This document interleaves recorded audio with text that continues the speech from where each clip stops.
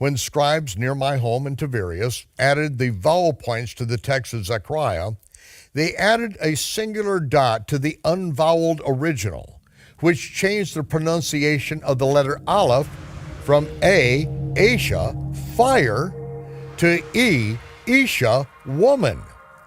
That one added dot changed the entire prophecy.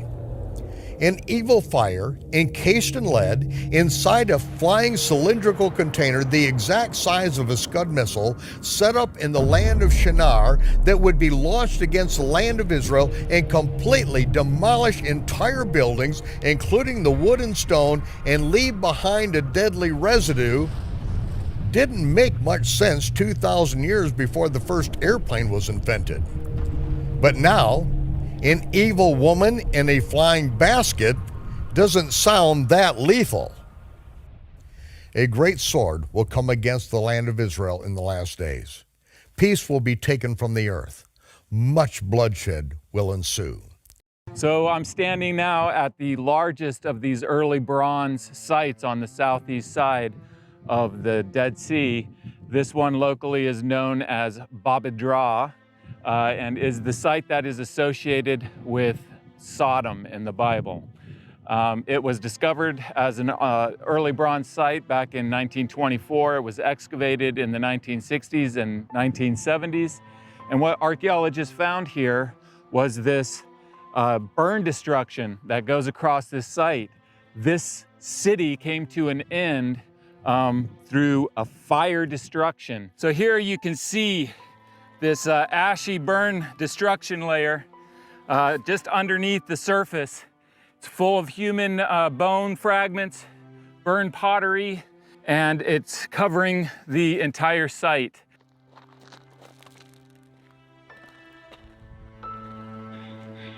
So off in the distance here, you can see Babedra, identified as Sodom, and then right here to the southwest is this massive cemetery that you can see with all these pits that mark its boundaries. And these are formed because of the locals for decades have been coming and digging into these graves looking for antiquities to sell in the antiquity market. And so it's estimated from the archaeologists that dug here back in the 60s and the 70s that there are around 500,000 people buried in this cemetery. And it's just staggering. And what's really intriguing then is that they found a burn destruction across the cemetery that happened at the same time that the city was destroyed. So the city and the cemetery were destroyed in the same fire disaster. And there's no reason why an army would attack a bunch of graves and burn a cemetery. And so this was one of the major reasons that they interpreted the destruction here as being caused by a natural disaster. On this table, which I'm sure people are wondering about, is this giant sword. Will you hold that up for a second? Yes. Just look at the size of this thing. This was found inside the cave with the Ark of the Covenant. And we've got a slide later showing the verse in the Bible that states that the sword was kept with the priest in the tabernacle, which is pretty unusual. And David went to the priest to borrow it, and he said, "There's none like it." So it's a very unique sword. It's very large. That's the first thing you see. Is it's very long. It's 62 inches long, 5 feet 2 inches. That's the first thing. The next thing you see are these rounded hand guards. This is a very accurate replica then. Yes, this is the shape of Goliath's sword. Okay. Found in the cave with the Ark of the Covenant. Goliath's sword. Goliath's sword. Okay. Yes. So it was kept with the temple furnishings. You know, we're told in 1 Samuel. So, well, this is all very interesting. Let's get into markings either. Keep reading. Then I turned the other direction and looked, and I saw 2 mountains of brass. And out from between those 2 man-made mountains of brass, I saw war chariots emerge and spread across the face of the earth. Brass is a man-made alloy. Natural geologic formations are not brass, nor do they look like brass. But the 2 most famous man-made mountains of brass that actually looked like brass because of their reflected color was the World Trade Centers in New York City that imploded on September 11th, 2001. When they came down, the headlines across America read, "America's New War." The war chariots were immediately released. So I'm up here on the site called locally Numera, and this tower behind me was excavated, and 2 skeletons were found underneath the collapse of the tower on this side and one on the other side. There was burn destruction all through here, as you see in the picture from the excavation. However, it does seem like the collapse was able to preserve those skeletons better than most of the human remains here. You can see there's ash right here, and human remains, bones, are all through this ash, as you can see. There's this destruction layer is filled with human bone remains. Here's some ribs found in this area. Burned pottery, a total burn destruction. The excavators here, the main excavator here is Walter Rast, who excavated also at Babadra. And he describes what they found in the excavations here at Numera. He writes, "The burnt debris covering this site has appeared in almost every area excavated. Whatever the cause, it was certainly a tragedy. Obviously, the town suffered a severe fire and was forever abandoned." Now, despite Walter Rast being a secular archaeologist, his conclusion about what he found in the excavations at Babadra and here in Numera were these. He says this, "In the author's opinion, the vicissitudes of these 2 early Bronze III cities of Babadra and Numera may well be reflected in the stories of Sodom and Gomorrah in the Bible." Okay, so Babadra was destroyed by fire at the same time that its cemetery was destroyed by fire. The city was never rebuilt. This city, associated with Gomorrah, has a burn destruction over it. The city came to a dramatic end with the fire destruction at the same time that Babadra was destroyed by fire. And this city was never, ever, ever lived in again. What is it that burned these cities and the cemetery at Babadra?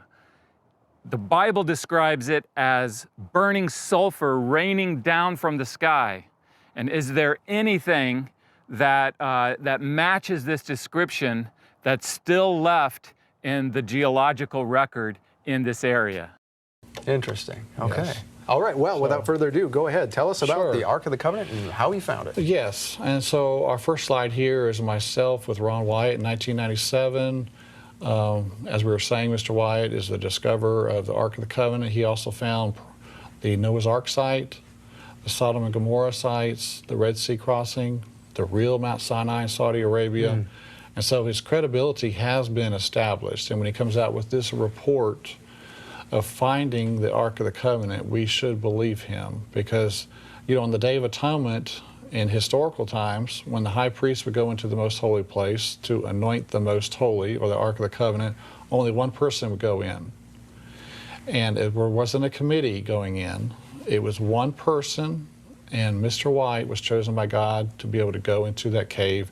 He came out with a report, and it's very exciting information. And we talked about the death of those folks who tried to follow in and do something noble with it, but they died going in, and we talked about that on the first episode of the series. Yes, yes. God, you know, is protecting the ark. In 1995, there were 6 men sent up this tunnel to try to get to the Ark of the Covenant, and they were all struck dead. And Mr. White was asked to pull their bodies out. I'm assuming because everyone else was afraid to do anything, and he made it in and out alive. Yes. So Wow. the Israelis know that it's real, that it's there, but they don't know what to do. Goodness. Just to give you an idea of how many sulfur balls there are. So This is a sulfur ball. Sulfur balls, all these are sulfur balls. Here, here, here. Look at all of them. There. Sulfur ball, everywhere.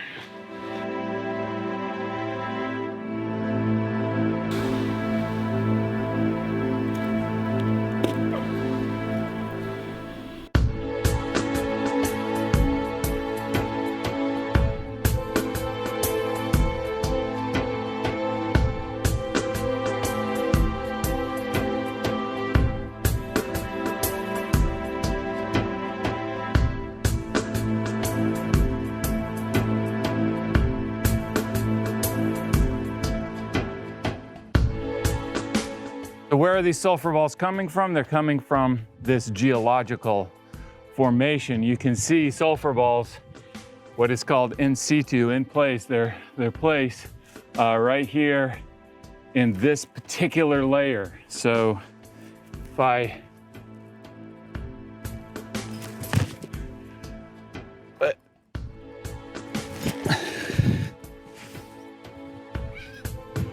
so what they're doing is they're eroding out of this, right? And then washing down in the ravines. And so you have all of these preserved in this geological layer that goes and goes and goes. And so that's where they're coming from. So one thing that I should say is one of the main reasons that I'm doing so much research To the Garden Tomb grounds, this is a very significant area. This is the Protestant location, you could say, of Jesus' burial site. And inside is the tomb of Christ. His feet would have been placed to the right and then his head to the left. They had to carve out the feet area because he was apparently taller than Joseph of Arimathea. Oh, interesting. This is like 6 feet 4 inches in length right here. And then this is where you exit the tomb. This is the exact place where Jesus walked. It's a tremendous opportunity to be able to walk out of this cave, Wow. tomb. You can actually walk out where Jesus walked out triumphantly. This is the best place to go on earth. It's incredible. And this is unlike a lot of other archaeological sites that are made up or supposed or assumed. There's enough evidence to suggest that this is the real one. Yes. The sealing stone or rolling stone, we're told in the Bible, was a great stone, and it was found over at the site we'll see shortly was the crucifixion site. It was moved over there and incorporated with the crucifixion area. So the local Christians knew this was the crucifixion site and the tomb of Christ. So here in front of the tomb, we see a cutout area where early Christians would have done foot washings. Service of humility. And so this is an image of Mr. Wyatt. He was the one who found the crucifixion area we're going to see, found the Ark of the Covenant. And if you head back to the further areas of the garden, away from the actual tomb, you'll come to an area where Mr. Wyatt was walking with a gentleman, head of the Jerusalem Antiquities Authority for the Jerusalem area, in 1978, and Ron's arm was lifted up, and God put these words in his mouth. There's Jeremiah's grotto, and the Ark of the Covenant is in there. And this is a spot Mr. Wyatt pointed to, a trash heap next to this rock escarpment. Wow. And he was puzzled. Why did I say, those words? But the Israeli authority official said that they would provide him a place to stay, they would give him a permit, provide his food. And so in 1979, the next year, he started the excavation for the Ark of the Covenant. And these are the words, there's Jeremiah's grotto, and the Ark of the Covenant is in there. So this is an image of Mr. Wyatt digging. The excavation started in 79, and in 1982 is when he actually found the cave. Now here's some of the group there helping him with the excavation. A lot of people volunteered for the dig for the Ark. He'd actually dug 2 tunnels. The first tunnel He made it into the cave in 1982, January 6th. And then around 1989, 1990, he finished the second tunnel. So digging 2 tunnels, if you're a fraud, all you need is 1 tunnel. But he felt like some of the temple furnishings needed to come out. And he dug a second tunnel that was more direct, a better tunnel getting to the Ark Cave. Spent a lot of money on that. And so... Big enough to drag out some of the items. Yes. Which he never did, incidentally. Right. He understood later that things were not coming out. Was that just for reasons of keeping things holy and leave it alone? Or what was the reason he didn't bring them out? Well, originally the things, there were a lot of stones packed in this cave with the temple furnishings. And in this 4th visit that we'll see in a video here, that everything was cleaned out and everything was placed in order, in orderly fashion. The angels or God arranged everything neatly. And so he felt like, hey, this is a permanent arrangement, and that things would not be coming out. He dare not touch it. Yes. Okay. Right.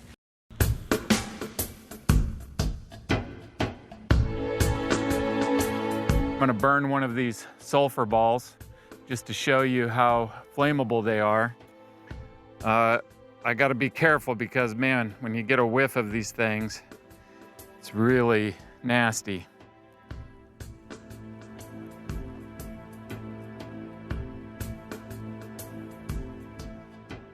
Okay, so this is one of the reasons why sulfur balls would only be preserved in water, because if they strike the land, then they're going to burn up. You can see the goo, it's just melting down to goo and then dripping off. So really, anywhere that they would have landed on land, they would have burned up like this, and they would have burned anything flammable around them. This is how the cities in the plain were burned.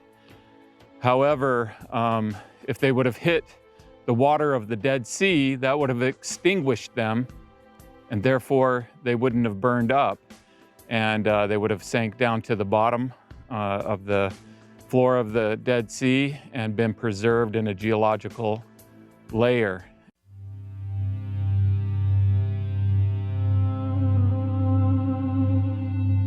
Find tunnels, dig a little bit and find a tunnel and followed it. What was There were the some process? naturally carved out of the limestone that could allow you to go a little further, and created some additional routes for him to go down, and he didn't know exactly where underground to look. It was just a matter of exploring and digging through the rock and so forth.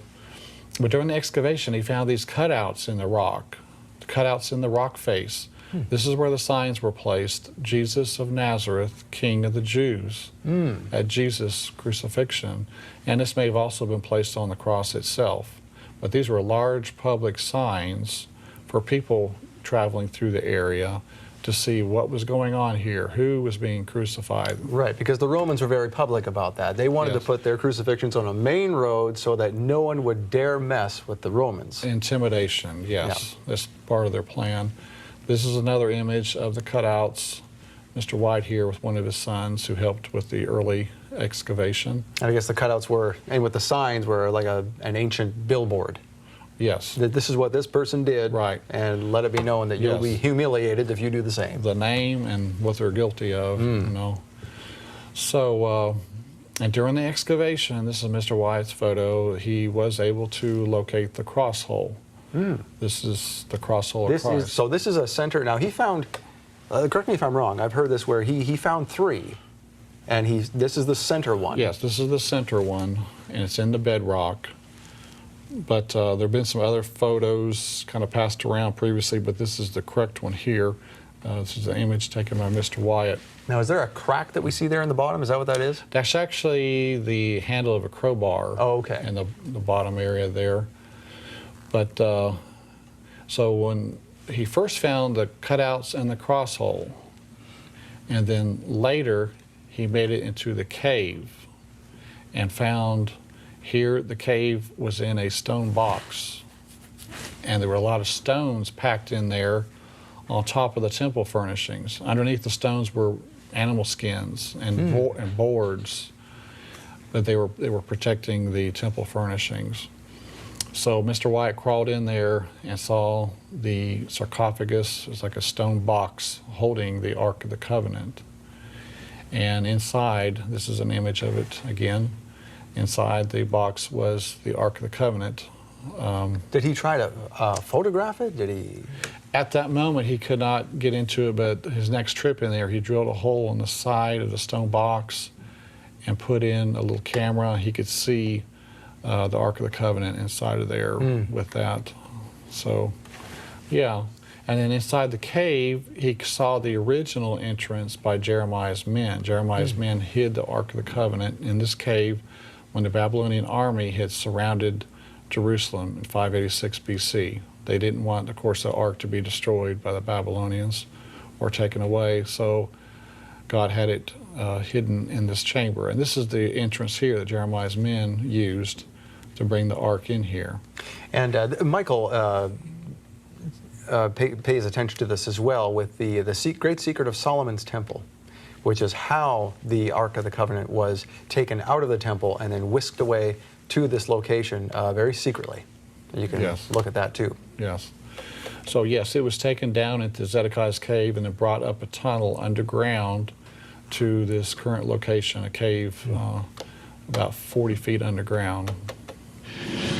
Now, when Christ died and the earth shook and the rocks were rent, a crack came right down the entire face of the escarpment, right past the left side of the cross hole, and the stone opened up.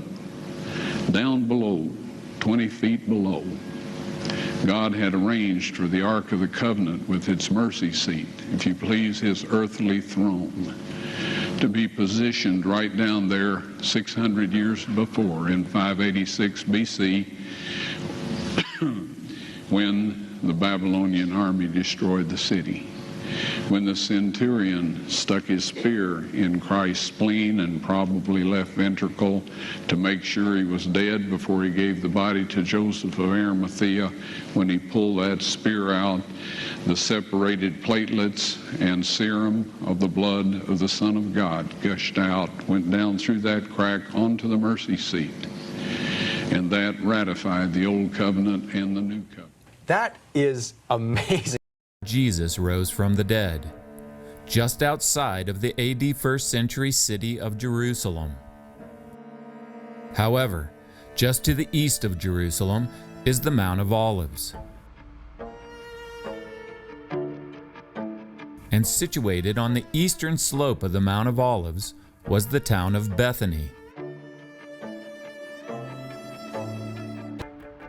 And further to the east, on the outskirts of Bethany, was another famous tomb, because of the event that took place there almost 2,000 years ago. John chapter 11 says, "Now a man named Lazarus was sick. He was from Bethany. After Lazarus died, Jesus came to the tomb. It was a cave with a stone laid across the entrance. 'Take away the stone,' he said. 'But Lord,' said Martha, the sister of the dead man, 'by this time there is a bad odor, for he has been there 4 days.' They took away the stone. Jesus called out in a loud voice, 'Lazarus, come out!' The dead man came out, his hands and feet wrapped with strips of linen and a cloth around his face. Jesus said to them, 'Take off the grave clothes and let him go.'" This view looks west, with Bethany in the foreground and Jerusalem in the background. This With lava flows Right. and etc. So Genesis 8:4, the ark rested upon the mountains of Ararat, the mountains plural, and we said Ararat is a name of an ancient country called Urartu. And in Encyclopedia Britannica, the name Ararat, as it appears in the Bible, is a Hebrew equivalent of Urartu, ancient country of Southwest Asia mentioned in Syrian sources from the 13th century BC. So again, Urartu, I stayed at the Urartu Hotel my first visit out there. So they're still using the name out there in eastern Turkey. So if you drive from that town, Dagobazit, is about a town of 50,000 people there near the Ark. But if you head about 10 miles away, you'll see a road sign, the only road through the area. There's a road sign that says Nuhan Gamishi, 5 kilometers, or Noah's Ark, or Noah's Big Boat. is up the road here. So this is a government erected road sign acknowledging Noah's Ark is up the road. And so here's another angle of the sign, and the mountain in the background there is where the ark is located. This is sedimentary Cretaceous water-laid rock. This is not, volcanic mountain that came up afterwards. This is rock from the time of the flood. And from that vantage point, using a zoom lens, I was able to capture on the left here, left center, you see the ark formation, that kind of flat area. Oh, down below there, yes. Yes. Center left, okay. And to the right and near the center, you see the roof of the visitor center at Noah's Ark. In 1987, there's a visitor center was dedicated and built commemorating Noah's Ark National Park. So, The tomb of Lazarus. I'm standing in an ancient cave. The Bible specifically says that the tomb of Lazarus was in a cave. You can see right here, a line right here, as well as a line right here. This was the original entrance into the cave that was blocked up later in history.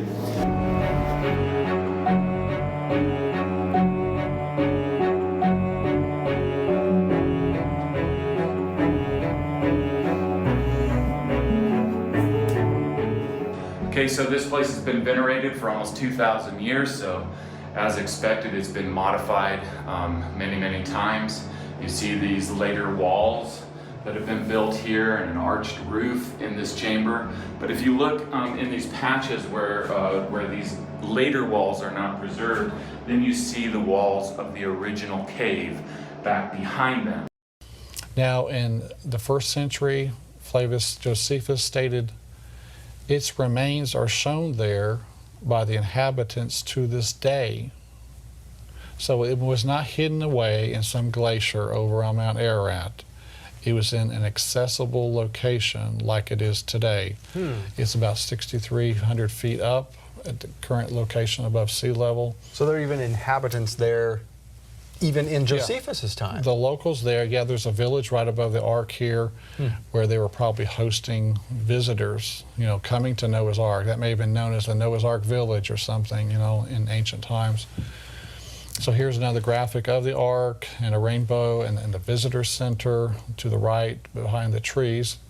But Ron's first visit out there in 1977, they had 3 days in the area. He had a 2-week vacation from his work to travel out there, 5.5 days traveling.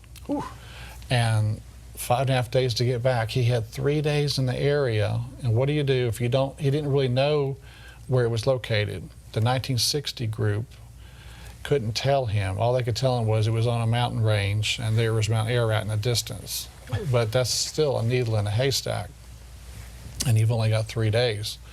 So he and his sons prayed, and they hired a taxi. They prayed that God would show them a sign. And when they started driving down these roads, after a while the taxi stalled. It stopped. And they got excited.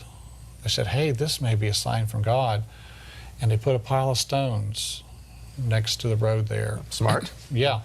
And then the taxi started, and they got back in. So 3 times that day the taxi stopped. And they put a pile of stones there. The next day they went back to these piles of stones and walked directly out from them. And what they found was Noah's Ark, sea anchors that hung from the Ark, and the remains of an ancient structure connected to Noah, perhaps his house or something. So they took this taxi, not knowing where they were going, and just said, drive us around, we're trying to find something. That's right. So